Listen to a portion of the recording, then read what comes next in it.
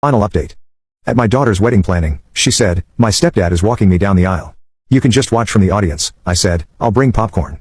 2 weeks later, the wedding venue called asking about the missing $15,000 deposit. Her stepdad's check had bounced. "Where's Rick?" Thought he was handling everything. Rick's business is in trouble. David, he's been struggling for months, but didn't want to admit it. So, he wrote a bad check for $15,000. He thought he could cover it by moving money around, but his accounts are frozen because of some business debt issues. Emma spoke up for the first time. "Dad, I was wrong about Rick. He's not the provider I thought he was." "What exactly are you saying, Emma?" "I'm saying I made a mistake. Rick talks big, but when it came time to actually pay, he couldn't do it." "And what about me being able to watch from the audience?" "That was cruel, Dad.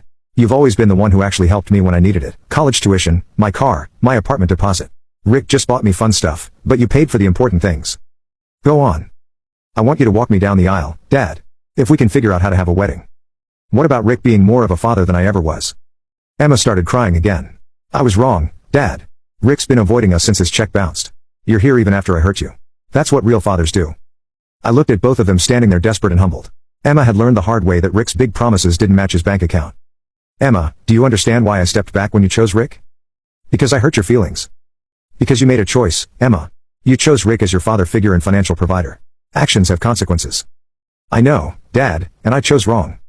Final update. I ended up helping Emma, but on my terms. Instead of the $50,000 dream wedding, I set a budget of $25,000, enough for a nice winter wedding, but not the extravagant October affair she'd planned. We found a beautiful venue available in February. Smaller than Riverside Manor, but actually more intimate and personal. Had to cut the guest list and simplify some details. But the wedding ended up being lovely. Rick didn't come to the wedding. Emma uninvited him after she found out he'd been lying about his business finances for months. His company was actually in bankruptcy proceedings and he'd been using personal credit to maintain his lifestyle. I walked Emma down the aisle and gave a speech about the importance of choosing people who back up their words with actions. Emma also spoke about learning to appreciate the people who quietly support you instead of the ones who make big promises they can't keep. Jennifer filed for divorce 3 months later when she discovered Rick had been using her credit cards to try to save his failing business. She moved into her own apartment and is doing much better financially without Rick's business debts dragging her down.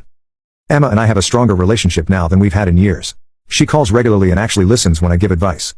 She learned that real support comes from people who prove themselves over time, not people who make grand gestures they can't afford. Rick learned that writing checks your bank account can't cash eventually catches up with you. Emma learned that choosing people based on flash instead of substance has consequences. And I learned that sometimes the best response to disrespect is stepping back and letting people discover the truth for themselves. The wedding was beautiful, the marriage is strong, and Emma knows the difference between real fathers and fake providers. Now, sometimes the most valuable lessons come from the most expensive mistakes.